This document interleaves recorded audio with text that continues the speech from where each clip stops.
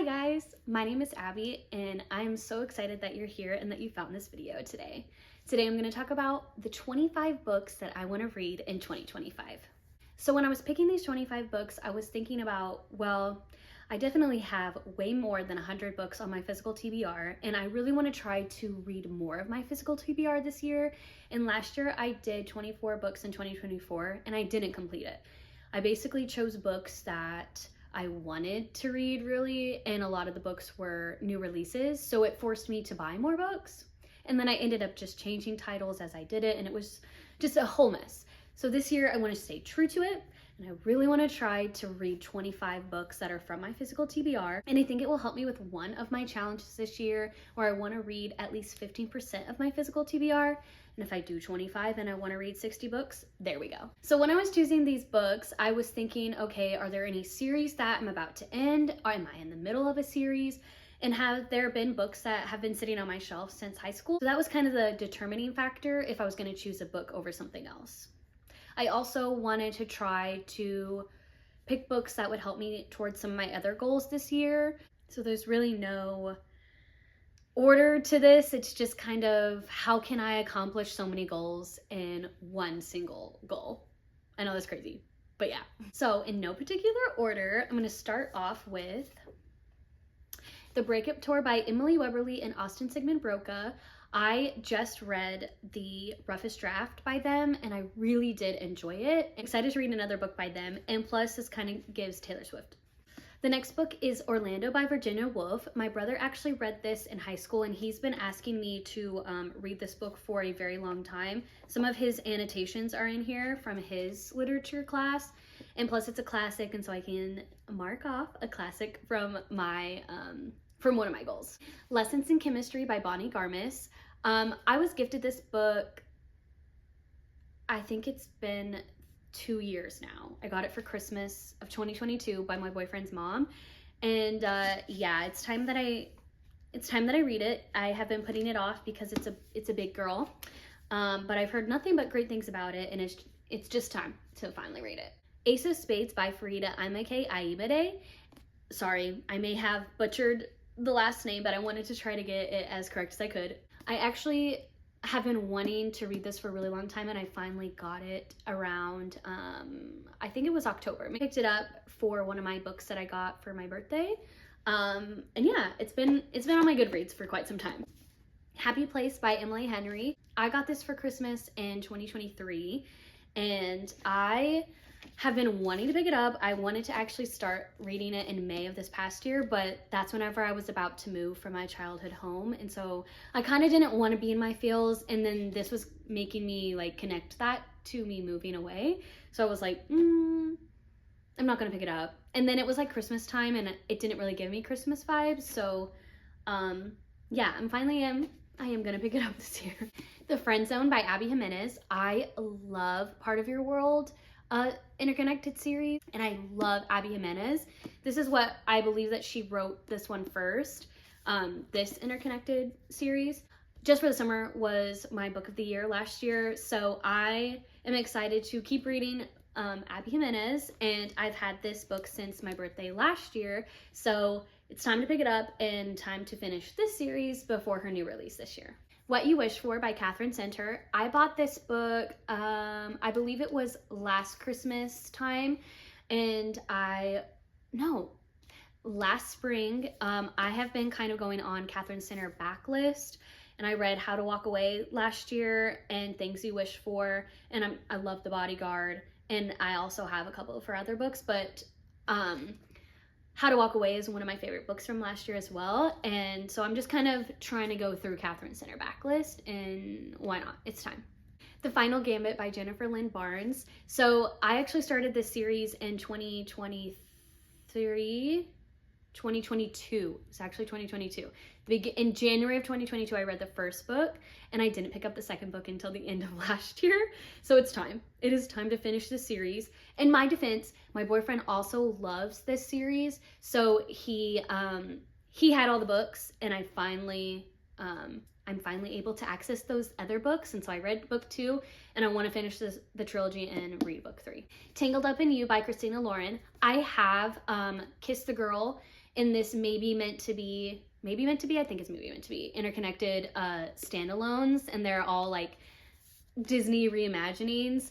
And because I have another book and I didn't realize that they were like in the same series, I was like, okay, yeah, I want to read this. And the new one that's coming out this year, I think, is Mulan coded. So I really want to try to read the other books before I read that one as well. The Poisonwood Bible by Barbara Kingsolver. So this is also another from a literature class in high school. This was my boyfriend's. And he has been wanting me, annotations in the book, he's been wanting me to read this since spring of 2023, and I haven't yet to pick it up. So it goes with that read a classic goal and finally read this book that he's been wanting me to read. A Little Life by Anya Yanaharga. I know I butchered it. I've said it before, but I can't remember how to pronounce it. Anyway, my boyfriend actually got me this for Valentine's Day last year because I was on people reacting to reading the book. So I was like, okay, I want it. I should do it. Then I moved and I just didn't want to read anything sad at all. But it's time, and it's been sitting there. I haven't even it never has been on the cart. It is time, and I'm ready to sob. The Silent Patient by Alex Michaelides. This was actually a book club pick. I think it was November of 2023. I read 9 pages. And it's not that I got bored. I was just not. I was on a romance kick at that time. Anytime I think it's time to read a thriller, I don't. I'll read thrillers in February, if that makes sense.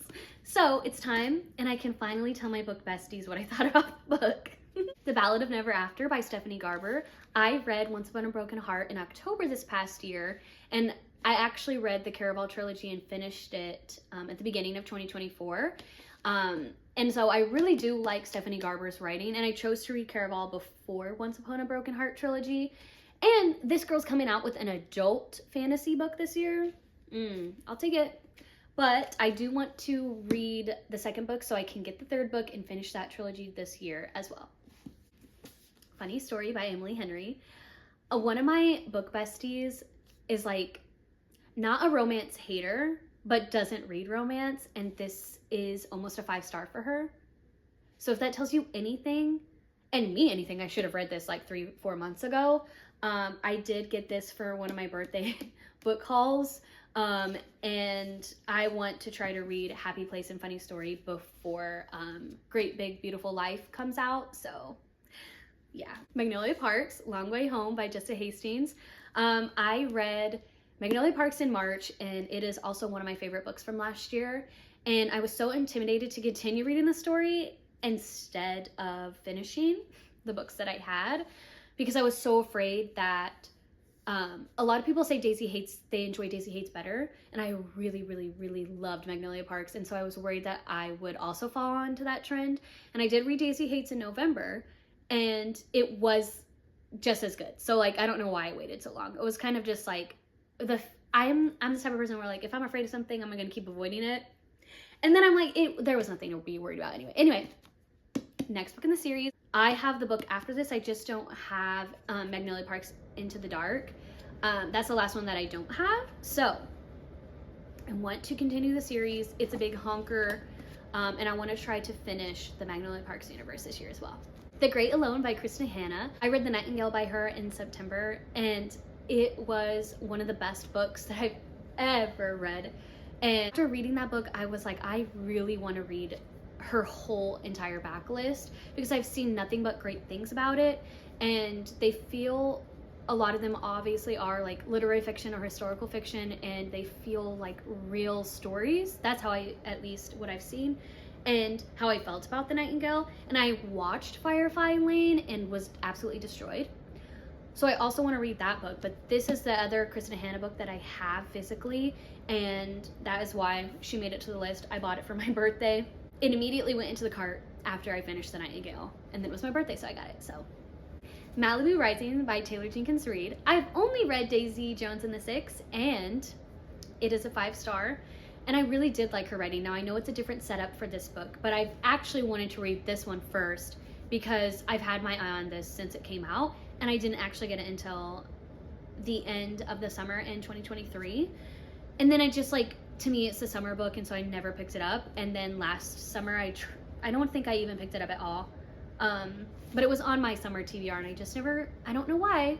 Sometimes lit fic is just not what I want to pick up. So yeah, it's gonna happen this year. The Midnight Library by Matt Haig. Okay, so I've had this book for a really, really long time. I'm pretty sure I bought this at a little bookstore in my college hometown. I think it was summer of 2021. And it's literally when it came out.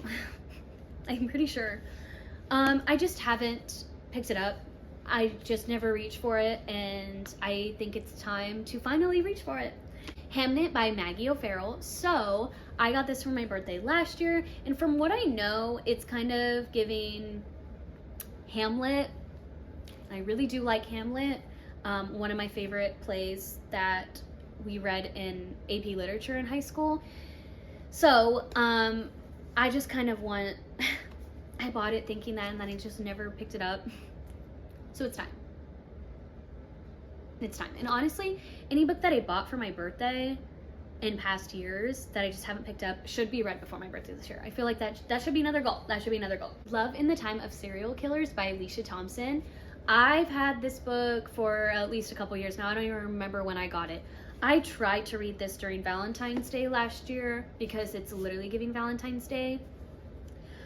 Honestly, I don't know why I didn't pick it up, but I have another book by her, The Art of Catching Feelings. It's a baseball romance, and if you know anything about me, I love baseball, and I feel like I cannot read that one until I read this one. Sometimes I'm like that. If there's another book that I have by an author that I just haven't picked up yet, I feel like I don't have the right to read it until I read the one I already have. So it's here, and I will be reading it in February. I will. The Astonishing Color of After by Emily X.R. Pan. I have had this book since my junior year of high school. And if you know me, that's been a very long time. Almost 10 years now. I actually picked this up after reading Bless Me Ultima for my summer reading that year. It gives very similar vibes. Not necessarily witchy, I would say, but along those realms. And this is young adult, not adult.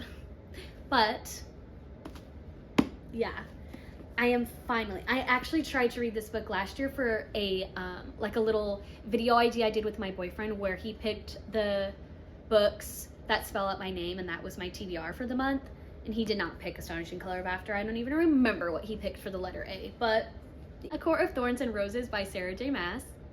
If you can't tell, I've had this book for a very long time. It is not the cover that you know. I immediately bought it after one of the book tours that I watched. Yeah, this is from 2018. I bought it in 2018, and then literally the next year they changed the covers. So I have this cover, and the reason why I haven't picked it up is because if I like it, I will not be able to buy these covers. So I just haven't picked it up. I also like wasn't into fantasy at the time, so I don't know why I bought it. But I feel like I would enjoy it.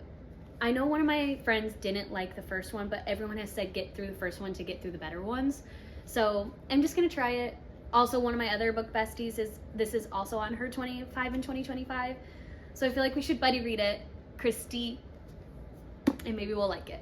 Everything I Never Told You by Celeste Ng. I read Things You Save in a Fire 2 summers ago, and I really, really enjoyed that book. I love her writing, and I picked this up actually one random Barnes trip, and I feel like that I would really like it, and I just like her writing style, so I want to read another book by her. And she's thin, and it also will cross off a lot of other of my bookish challenges, so she's on this list. Renegades by Marissa Meyer. My boyfriend's actually reading this book. Will he finish it? Stay tuned in the chat. I also bought the other 2 books. They were on sale at a thrift bookstore. It's called McKay's, if you know. He's actually reading it now, and I hope that he finishes it, and I hope that he reads the rest of the trilogy. but he actually picked it up when I was showing him all of these books and was like, wait, let me see that. And immediately read like 150 pages in one night. He's that kind of reader, not me. But yeah, he said he wants to go immediately into book 2. So that kind of made this book like higher on the list so I can read it with him, if that makes sense. But I have had so much interest in it. It's just too thick for my liking. It's on the list. In my last book, Powerless by Lauren Roberts, if you can't tell, I did start it. It's on my January TBR. I really do like it so far. I bought this for my birthday. Actually, my boyfriend bought it for my birthday. And I hadn't picked it up because it's so thick and it's a hardcover, and so anytime like I traveled towards the end of the year, I didn't want to take it with me, and it's not on Kindle Unlimited, and anyway, yada yada, all the excuses. So I actually started it, and I really do enjoy it. I just am having a hard time reading it quickly, and so I'm in the mood where I'm like, I just want to read a book. So I have been reading other books while also reading this book, but it's getting pretty good. I'm on page 70, if that gives you an idea where I'm at, and I have a long way to go, but I really like it. And from what I know and have heard, I feel like my boyfriend will like this too. It just may have a little bit too much romance in it. Please tell me if I'm wrong, for his liking. But it's also giving Hunger Games, and though that's a series that I want to finish this year as well, as the new book comes out. So yeah. Well, everyone, those are the 25 books that I want to read in 2025. It is in my reading journal as a challenge, and they're all set in stone. So none of these will change, and hopefully I read all of them, because that would be so cool to read this many books from my physical TBR. Thank you guys so much for watching. Please do all of the YouTube things that you know how to do, and if you want to follow me on other social media platforms, my links are down below. And if you made it this far in the video, comment down what was your #1 book from 2024, and if any of these books on my list are also on your 25 in 2025. Thanks for watching.